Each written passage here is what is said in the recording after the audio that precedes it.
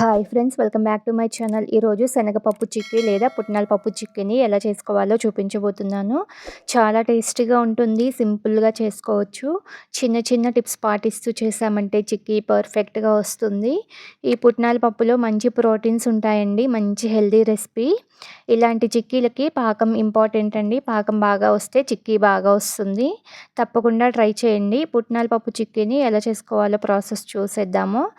ముందుగా స్టవ్ మీద ప్యాన్ పెట్టుకొని 1 కప్పు పుట్నాల పప్పుని వేసుకోవాలి. వీటిని లో ఫ్లేమ్లో డ్రై రోస్ట్ చేసుకోవాలి. ఎక్కువ వేయించాల్సిన పని లేదండి. ఈ పప్పు కొంచెం క్రిస్పీగా అయ్యేంత వరకు వేయించుకోవాలి. మాడిపోకుండా కలుపుతూ వేయించుకోవాలి. పుట్నాల పప్పు మాడిపోతే చిక్కీ టేస్ట్ బాగుండదు. పప్పు కొంచెం మెత్తగా ఉంటే ఇలా వేయించుకోవడం వల్ల చిక్కీ తినేటప్పుడు పప్పు క్రిస్పీగా తగులుతూ టేస్ట్ బాగుంటుంది. ఇలా వేగిన తర్వాత స్టవ్ ఆపేసి పక్కన పెట్టుకొని చల్లారనివ్వాలి. ఇప్పుడు ఒక ప్లేట్ని తీసుకొని కొంచెం నెయ్యి వేసి ప్లేట్ అంతా స్ప్రెడ్ చేసుకోవాలి. ఇలా నెయ్యి రాసుకోవటం వల్ల చిక్కీ ప్లేట్కి అంటుకోకుండా నీట్గా వస్తుంది. నెక్స్ట్ స్టవ్ మీద ప్యాన్ పెట్టుకొని 1 కప్పు పుట్నాలకి 1 కప్పు బెల్లం వేసుకోవాలి. 2 టేబుల్ స్పూన్ల నీళ్ళని వేసుకొని ఫ్లేమ్ని మీడియంకి అడ్జస్ట్ చేసుకొని బెల్లాన్ని కరిగించుకోవాలి. బెల్లం కరిగిన తర్వాత నలకలు ఏమైనా ఉంటే వడపోసుకోవచ్చు. ఇందులో నలకలు ఏమీ లేవండి. పాకం ఇలా 2 నిమిషాలు ఉడికించుకున్నాక పాకాన్ని చెక్ చేసుకోవాలి. ఒక బౌల్లో కొద్దిగా నీళ్ళని తీసుకొని పాకాన్ని వేసి చూసుకోవాలి. పాకం గట్టిపడాలి. చూడండి, ఇలా పట్టుకొని చూస్తే పాకం దగ్గర పడింది, కానీ గట్టిగా లేదు. పాకం ఇంకా రాలేదండి.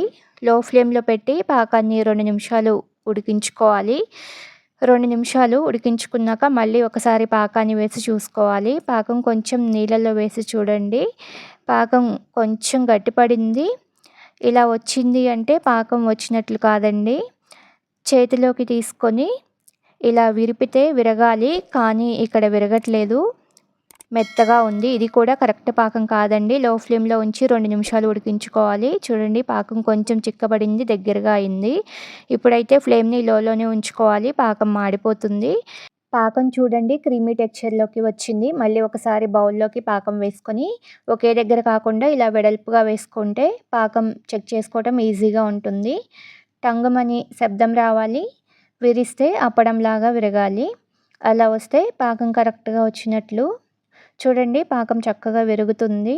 ఇలా వస్తే పాకం రెడీ అయినట్లేనండి.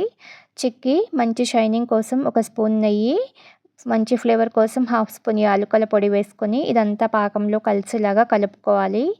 ముందుగా వేయించి పెట్టుకున్న పుట్నాల పప్పుని కూడా అంతా వేసుకొని ఈ పుట్నాల పప్పు బెల్లం పాకంలో బాగా కలిసేలాగా కలుపుకోవాలి. పుట్నాలు వేసుకున్నాక 2 నిమిషాలు బాగా కలుపుకొని స్టవ్ ఆఫ్ చేసుకోవాలి. ఈ పాకాన్ని మనం ముందుగా నెయ్యి రాసి పెట్టుకున్న ప్లేట్లోకి ట్రాన్స్ఫర్ చేసుకొని ఈ పుట్నాల పాకం అంతా ప్లేట్లో ఈవెన్గా స్ప్రెడ్ చేసుకోవాలి.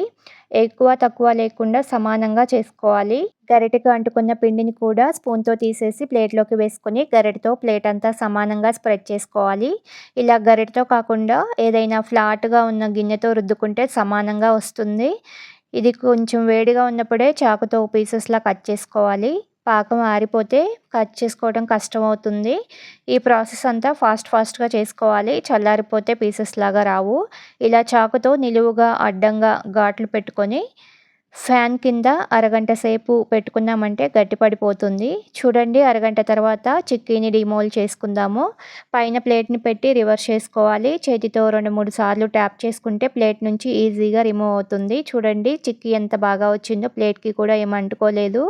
అంతేనండి, పుట్నాల పప్పు చిక్కీ రెడీ. మనం ముందుగా ఘాట్లు పెట్టుకున్నాం కదా, వీటిని పీసెస్లా సపరేట్ చేసుకోవాలి. చిక్కీ చూడండి ఎంత పర్ఫెక్ట్గా వచ్చిందో, క్రిస్పీగా ఉంది. చిక్కీ ఒకవేళ ప్లేట్కి అంటుకుపోతే చాకుతో కదిలిస్తే ఈజీగా వస్తుంది, లేదా స్టవ్ మీద పెట్టి వేడి చేస్తే ఈజీగా వచ్చేస్తాయి.